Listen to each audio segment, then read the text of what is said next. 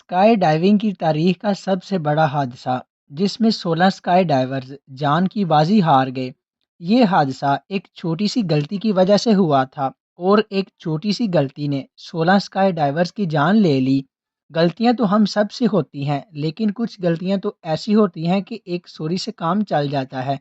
लेकिन बाज़ गलतियां ऐसी होती हैं कि इंसान सारी ज़िंदगी भी इनका अजाला नहीं कर सकता। एक छोटी सी गलती और 16 लोगों की इकट्ठी मौत। ये हादसा कब और कैसे पेश आया था, आइए जानने की कोशिश करते हैं इस वीडियो में। अमेरिका में मौजूद ओहायो स्टेट में एक छोटी सी एयरफील्ड है जिसे ऑटनर एयरपोर्ट के नाम से जाना जाता है। इस एयरपोर्ट से 13 किलोमीटर दूर एक एरिनामी झील है। ये लेक अमेरिका की चौथी और दुनिया की 11वीं बड़ी झील है।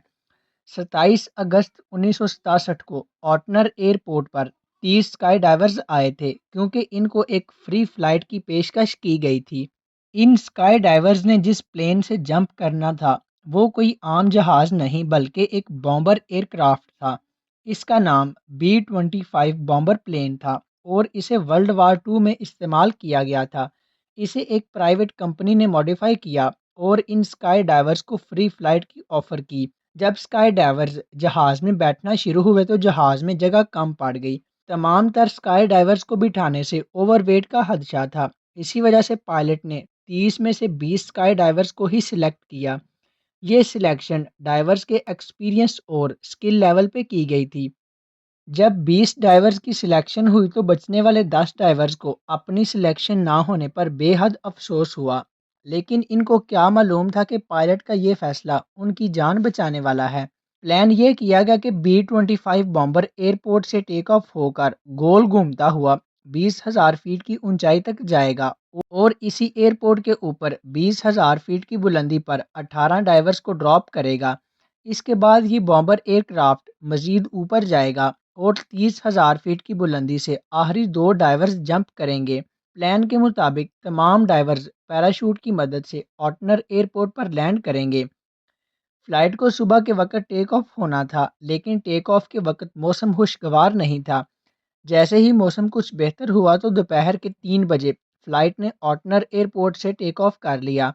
अगर डाइवर्स की बात करें तो वो काफ़ी हद तक पुरजोश थे क्योंकि इनको फ्री फ्लाइट मिली थी और बॉम्बर एयरक्राफ्ट से जंप करने का इनका पहला एक्सपीरियंस था। B-25 बॉम्बर के टेक ऑफ होने के बाद एक छोटा सेस्ना 180 प्लेन भी इस एयरपोर्ट से टेक ऑफ हुआ था। इसको 12,000 फीट की बुलंदी पर रहकर स्काई डाइवर्स की छलांगें कैमरा में कैप्चर करना थी। अब दोनों जहाज टेक ऑफ हो चुके थे और प्लान के मुताबिक ऊपर की तरफ बढ़ रहे थे।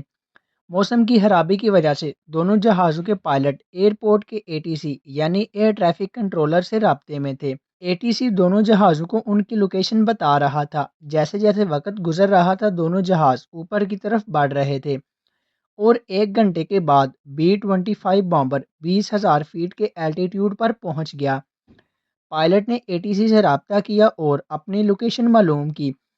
उस दौर में GPS टेक्नोलॉजी नहीं हुआ करती थी। अगर मौसम खराब हो तो पायलट को कंट्रोल टावर से मदद लेना पड़ती थी।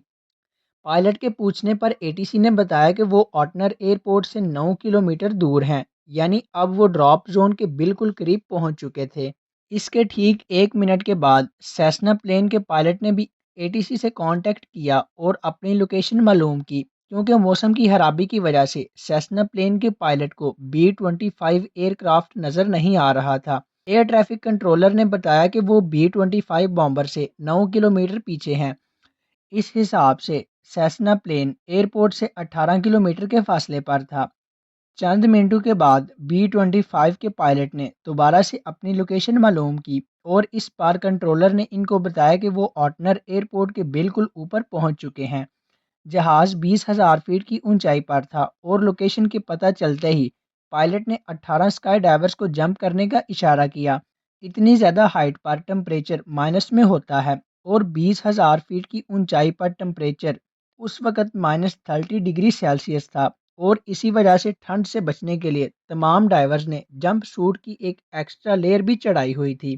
तमाम स्काई डाइवर्स ने एक साथ B-25 बॉम्बर एयरक्राफ्ट से छलांग लगाई ताकि वो फ्री फॉल के दौरान अपनी फॉर्मेशन बना सकें। جمپ کرتے ہی تمام ڈائیورز نے فارمیشن بنا لی۔ اس وقت ان کو اپنے نیچے بادل ہی بادل نظر آ رہے تھے اور اس بادل کی لیئر کو کراس کر کے ان کو اپنے پیراشوٹ کھولنے تھے اور ایئرپورٹ پر لینڈ کرنا تھا۔ تمام ڈائیورز کافی خوش تھے اور اپنے فری فال کو انجوائے کر رہے تھے، لیکن جیسے ہی انہوں نے بادلوں کی لیئر کو کراس کیا تو ان کی ساری ایکسائٹمنٹ خوف اور پریشانی میں بدل گئی۔ ڈائیورز نے دیکھا کہ ان کے نیچے زمین نہیں بلکہ دور دور تک لیک ایری کا گہرا پانی ہے۔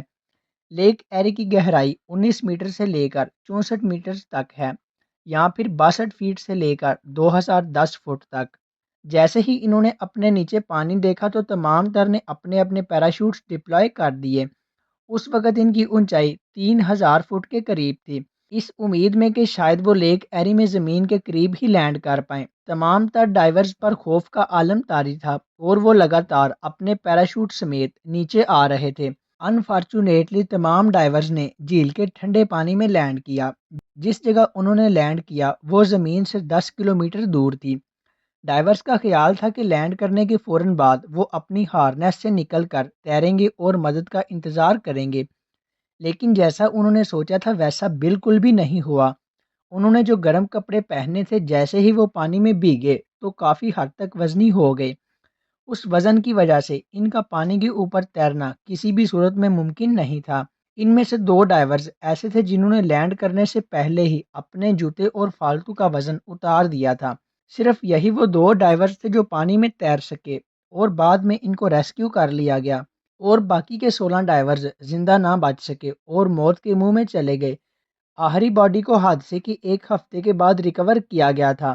اس حادثے کی خبر پوری دنیا میں آگ کی طرح پھیل گئی۔ آخر یہ حادثہ کیسے ہوا تھا اور اس میں غلطی کس کی تھی؟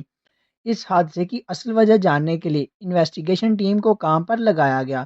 یہ معلوم کرنا تھا کہ B-25 بامبر ایئر کرافٹ نے ڈائیورز کو کہاں پر ڈراپ کیا تھا اور اس میں غلطی کس کی تھی۔